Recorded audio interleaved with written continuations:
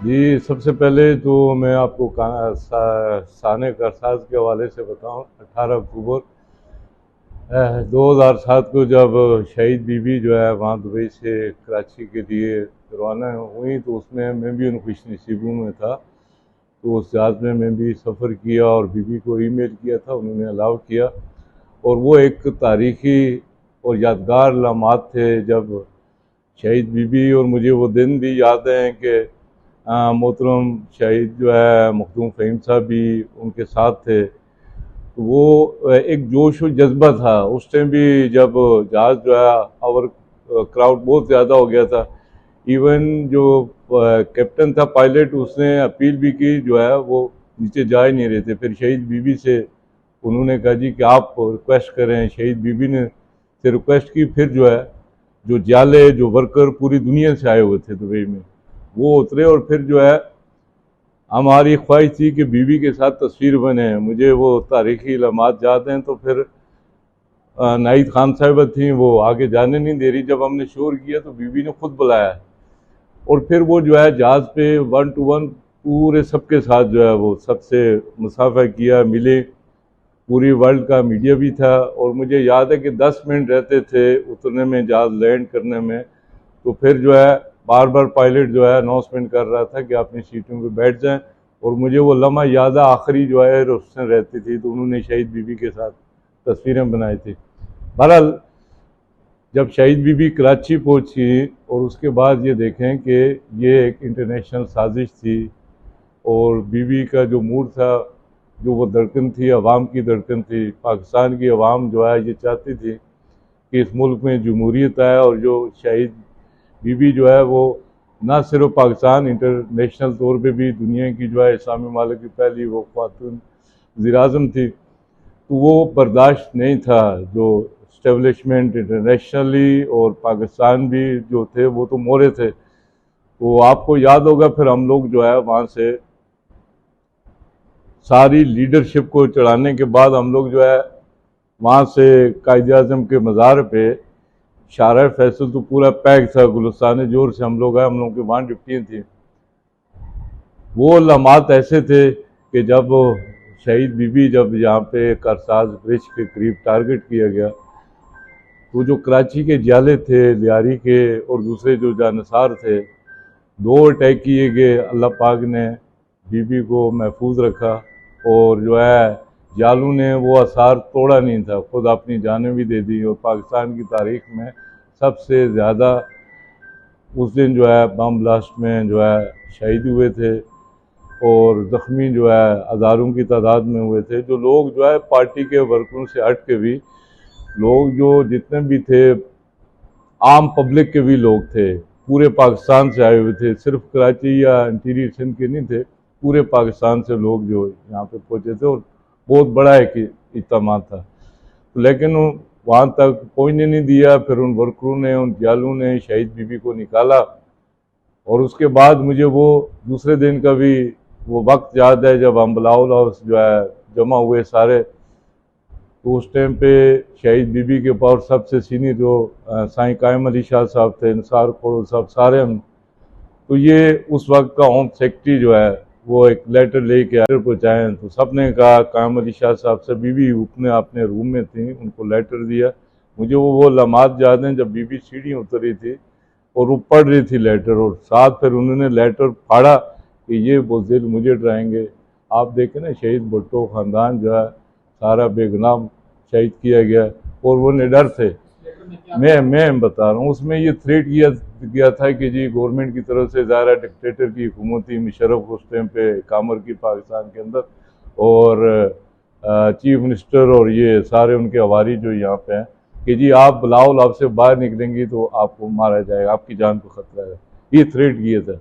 बीबी ने लेटर पढ़ा, और उसके बाद उसी टाइम पे न प्रोटोकॉल वालों को न किसी को पता, बीबी गाड़ी की तरफ, सारे हम पीछे दौड़ रहे थे। आपको शायद याद होगा, फिर उसी टाइम ये लियारी और उसके बाद ये हॉस्पिटल, जिना हॉस्पिटल में गई थी कि ये बीबी के अल्फाज से, ये बुज़दिल हम मुझे डराएंगे। तो वो निकल आई थी। वो आवाम के बगैर तो ना, शहीद भुट्टो ख़ानदान की ये आदत है, पब्लिक में आवाम के बगैर नहीं रह सकते। बहरहाल वो सामने हुआ। जो आप सेकंड आपका क्वेश्चन था एफआईआर के हवाले से, वो जो पहली एफआईआर रजिस्टर हुई थी वो गवर्नमेंट जाहिर है उसकी मदईयत में थी, पुलिस का कोई इंस्पेक्टर जो भी, और गवर्नमेंट भी मुशर्रफ की थी, और सिंध में भी आपको पता है वो तारिक क्या नाम है जो चीफ मिनिस्टर था उस टाइम पे, तो उन्होंने अपनी मदईयत में एक बरानाम किस्म की एफआईआर रजिस्टर की थी। फिर उसके बाद हमारी पीपल्स पार्टी की मीटिंग हुई, उसमें ये तय हुआ, फिर वो कायम अली शाह साहब सिंध के सदर थे, निसार खोड़ो साहब, फिर एप्लीकेशन दोबारा दी गई थी कि जी हम पीपल्स पार्टी इसमें कंप्लेनेंट होगी और ये एफआईआर रजिस्टर होगी। वो एफआईआर फिर आज दिन तक जो है ना उन्होंने रजिस्टर की, फिर हम कोर्ट में गए, कोर्ट से भी ऑर्डर के लिए बोला, और लामाला आपको पता डिक्टेटर की हुकूमत थी, तो माशाल्लाह हमारे जो जज साहिबान भी पीसीयू के तहत अलब याफ्ता थे, तो कोई पीपल्स पार्टी को उस टाइम भी सुनवाई कोई भी नहीं हुई, और ना ही आज दिन तक जो है ये जिस किसी ने भी ये आप कह रहे हैं किसी ने दावा किया, कोई भी नहीं पकड़ा गया, ना कोई मुल्ज़म जो है उस जो उन्होंने नॉमिनेट ही नहीं किया था ना किसी को, बराए नाम एफआईए कि जी हादसा हुआ। आप ये देखें, ये जो पीपल्स पार्टी ने जो नॉमिनेट किए थे शहीद बीबी की जो इंस्ट्रक्शन थी, आपको पता उसमें मुशर्रफ का भी नाम था, आपको पता परवेज़ इलाही का भी नाम था, जो इंटीरियर मिनिस्टर था एजाज शाह उस टाइम जो उसका भी नाम था। तो वो एफआईआर जो है वो वाली जो पीपल्स पार्टी ने एप्लीकेशन दी थी वो रजिस्टर्ड ही नहीं हुई थी, जो नॉमिनेटेड थे उसमें जो अक्यूज थे कि, तो बहरहाल ना अभी तक जो मेरी इंफॉर्मेशन है कोई भी ऐसा जो है ना मुल्ज़म पकड़ा गया, ना वो एफआईआर रजिस्टर हुई थी। और फिर ये देखें कि 18 अक्टूबर के बाद भी आपको दूसरा भी आपको टाइम याद होगा जब शहीद बीबी चली गई थी और फिर एमरजेंसी लगाई थी, फिर वापस आई थी, और आपको शायद याद हो इस्लामाबाद में चीफ जस्टिस इफ्तिखार चौधरी के घर पे वहाँ पे खड़े होकर झंडा भी लगाया था कि हम जो है बिल्कुल इस मुल्क में जो है आइन की और जमहूरियत की बालादस्ती चाहते हैं, एमरजेंसी इसमें नहीं, वो डरती नहीं थी।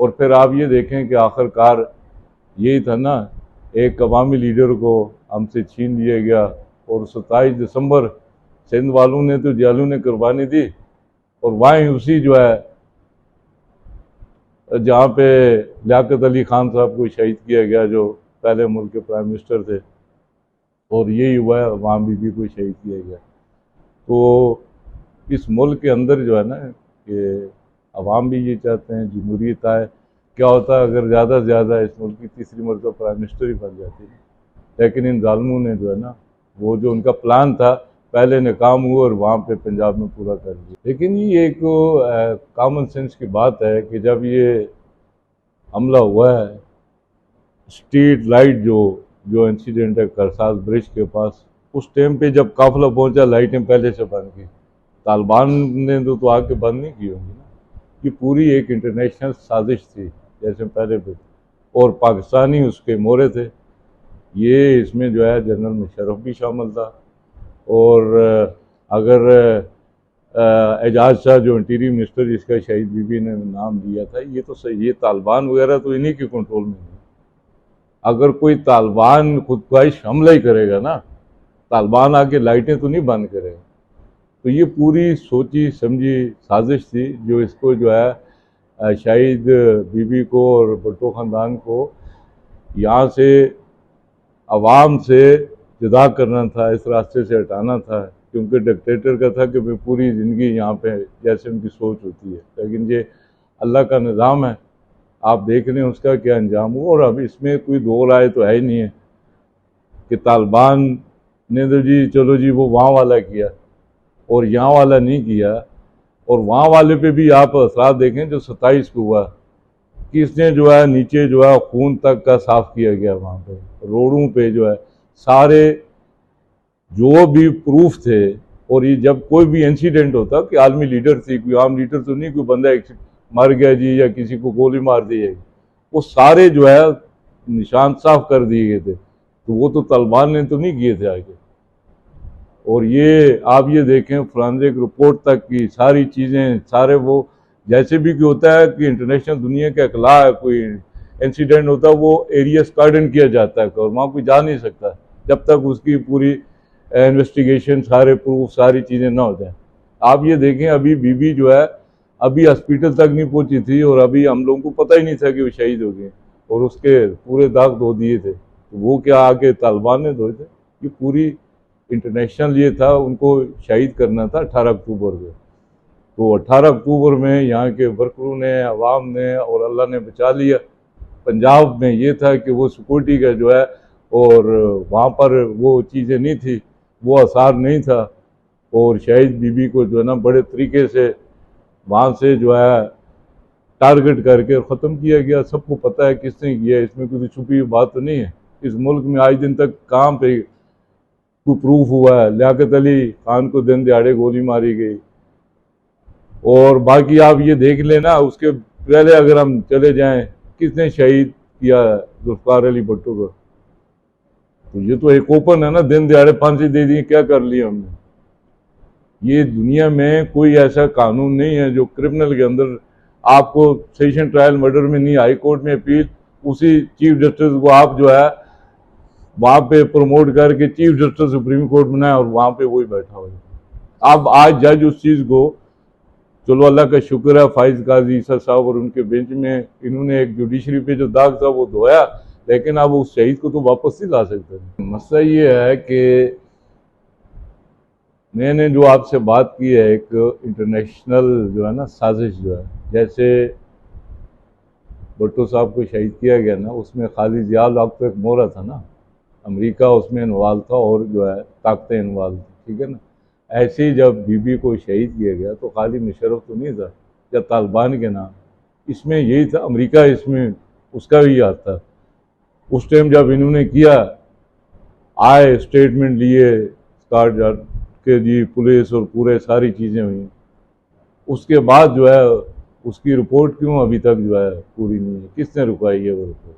चलो उस टाइम पहले पीपल्स पार्टी गवर्नमेंट थी, सदर आसिफ जरदारी साहब ने, हालांकि लोग गलत भी उनके बारे में बोलते हैं, उन्होंने, उनको क्या जरूरत थी वहाँ से जी तहकीकात होनी चाहिए इंटरनेशनल, तो क्राइम है। तो आखिर क्या ऐसा हुआ कि वो रिपोर्ट भी रुक गई? वो प्रूफ तो पहले ही चले गए थे, उन्होंने जो पुलिस ने स्टेटमेंट ही लेने थे ना, और उनके पास कोई ऐसी चीज़ तो नहीं थी या कोई ऐसा यहाँ पे रिकॉर्ड महफूज था, कोई फ्रांसिक रिपोर्ट, कोई चीज़, कोई नथिंग, कुछ भी नहीं था। तो बस यही है पाकिस्तान का जो निज़ाम चल रहा है।